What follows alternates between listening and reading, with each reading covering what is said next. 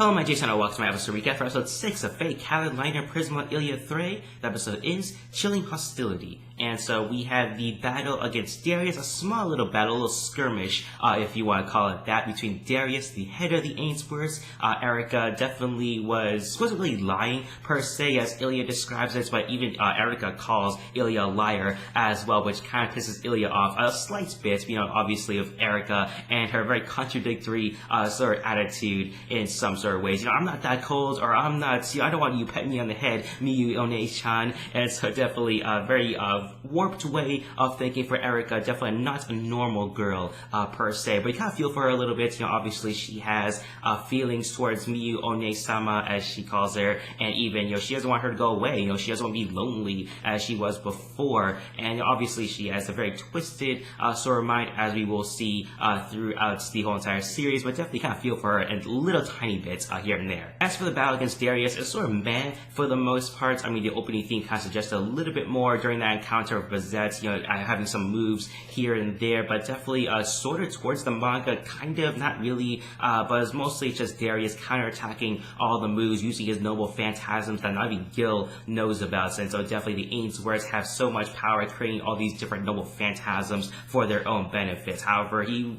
imperfect noble phantasm, I would say, with the ice shell, he was cold himself with the clothes that he's wearing. Erica was cold as well, as mentioned before, but definitely Darius, with his very maniacal and, again, chilling hostility, as the episode is called, over a maniacal sort of manner that he's speaking about. It's the whole stage, the plot, it's definitely a huge sort of play, as they call it here, when Darius is sort of setting things up, he's getting the players all together. And I really like how the CG animation was for his face. It wasn't really that convincing. I do get what they're trying to sort of get after, I would say, having Darius become a very formidable and very scary figure. It wasn't really that convincing, though, with the CG animation, so I was kind of disappointed by that. Definitely the battles wasn't really that great. So the set pieces, with Kuro using her, key arrow, trying to break down the wall, but Tanaka was the one that was able to destroy the ice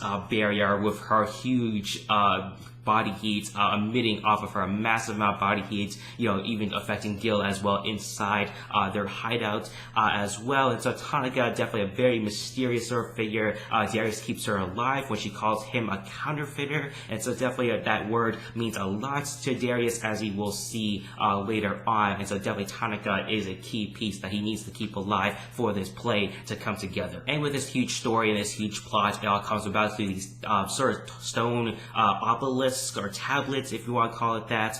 He tortures Miyu, basically just tries to get blood off of her. The encounter itself seemed a lot more like sort of sexual, I think, with the angles and the sort of shots they chose for this scene here. Seemed a little more sexual than I thought it was in the manga. That's definitely a different interpretation. I will give them the credit for that, but definitely seemed a little bit off the way they were trying to present the scene here. But definitely they got the point across with Darius getting blood off of Miyu, getting the whole story across. The words don't come off as proper English or different sort of language.